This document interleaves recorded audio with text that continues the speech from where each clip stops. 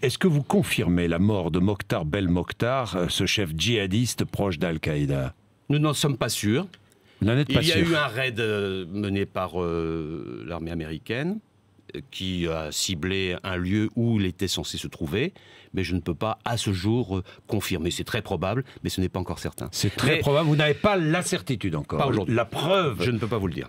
Bon. C'est très probable, mais ce n'est pas certain, et je préfère dire la vérité quand elle est avérée. On vous demande la vérité. Mais je le dis. Les Français veulent savoir, comme je dis souvent. Mais je sais, vous dites ça souvent, et ben je vous dis la vérité, nous ne sommes pas en mesure, même si toutes les probabilités vont dans ce sens, tant que ce n'est pas avéré, je ne le dis pas. Mais par contre, ça montre une chose. Oui. Allez-y. Parce que Mokhtar Belmokhtar, il a beaucoup mené d'actions à la fois au Mali, dans le cadre de son groupe qui s'appelle Al-Mourabitoun, mais aussi en Algérie. C'est lui qui était à l'origine de l'attentat contre la raffinerie d'In Amenas.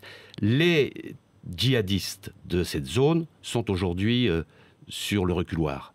C'est eux qui sont en insécurité. Parce qu'il y a eu cette opération, mais il y a eu aussi l'opération menée par la force Barkhane contre Abdelkrim le Touareg, il y a peu de temps, qui était un grand organisateur de rapt d'otages et qui a fait subir des morts à certains de nos otages. Nous l'avons neutralisé, comme nous avons neutralisé quelque temps avant d'autres leaders djihadistes. Donc ils sont sur la défensive, et la force Barkhane, aujourd'hui, telle qu'elle est organisée, telle qu'elle est régionalisée depuis le mois d'août dernier, est très performante et permet aux terroristes dans cette zone, qui n'est pas uniquement le Nord Mali, qui est l'ensemble de la zone sahélo-saharienne, d'être sur la défensive et de reculer. Et ça, je crois que c'est un bon point pour nos armées.